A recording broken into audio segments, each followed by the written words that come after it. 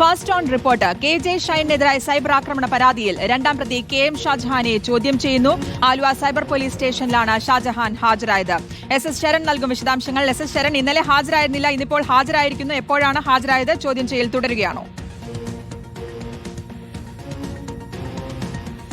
ശ്രുതി, അല്പസമയം മുമ്പാണ് KM Shajahan Aluva cyber police സ്റ്റേഷനിൽ ഹാജരായിരിക്കുന്നത്. ഇന്നലെ ചോദ്യം ചെയ്യലിന് ഹാജരാകണമെന്നുള്ള നിർദ്ദേശമാണ് ഷാജഹാന് നൽകിയിരുന്നത്. പക്ഷേ KM ഷാജഹാൻ ഹാജരാകാൻ തയ്യാറായിരുന്നില്ല. അതിന് പിന്നാലെ വീണ്ടും നോട്ടീസ് നൽകാനുള്ള ഒരു നീക്കത്തിലാണ് അന്വേഷണം ഉണ്ടായിരുന്നത്. ഇതിനിടയിലാണ് ഇന്ന് ഉച്ചയ്ക്ക് ശേഷം ഇത്തരത്തിൽ അല്പസമയം മുമ്പ് ആലുവ സൈബർ പോലീസ് സ്റ്റേഷനിൽ KM ഷാജഹാൻ ഹാജരായിരിക്കുന്നത്. ചോദ്യം ചെയ്യൽ ആരംഭിച്ചിട്ടുണ്ടെന്നുള്ളതാണ് നമ്മൾ മനസ്സിലാക്കുന്നത്.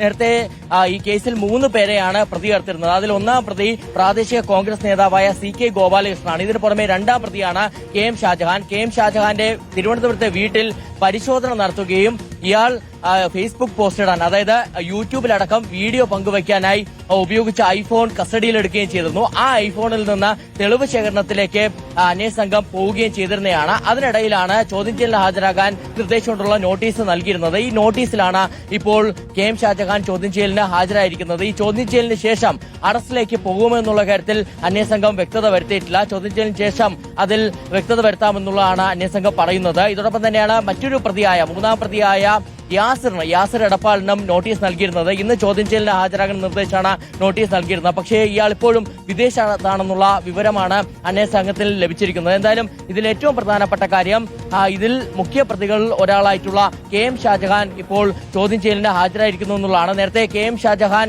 പ്രധാനമായും ചെയ്തത് ഈ യൂട്യൂബ് ചാനലിലൂടെ KJ ഷൈനെയും ഒപ്പം ഈ വൈപ്പിൻ MLA ആയ KN ഉണ്ണികൃഷ്ണനും ചേർത്തുള്ള അപവാദ പ്രചാരണം നടത്തുകയായിരുന്നു. അത് സംബന്ധിച്ചുള്ള ലിങ്കുകളൊക്കെ തന്നെ KJ ഷൈൻ അന്വേഷണ സംഘത്തിന് കൈമാറിയിരുന്നു. അതിന്റെ അടിസ്ഥാനത്തിലാണ് KM ഷാജഹാനെ പ്രതി ചേർത്തിരുന്നത്. കൃത്യമായ തെളിവ് ശേഖരണത്തിലേക്ക് മുൻപൻ DYSPയുടെ നേതൃത്വത്തിലുള്ള സംഘം കടക്കുകയും ചെയ്തിരുന്നു. ഇതോടൊപ്പം തന്നെ മെറ്റയിൽ നിന്ന് ഇത് സംബന്ധിച്ചുള്ള വിവരങ്ങൾ തേടിയിരിക്കുന്ന ഒരു സാഹചര്യമുണ്ട്. വൈകാതെ തന്നെ ആ വിവരങ്ങൾ കൂടി ലഭിക്കും. എന്തായാലും KM ഷാജഹാന്റെ ചോദ്യം ചെയ്യൽ ഇപ്പോഴും തുടരുകയാണ്.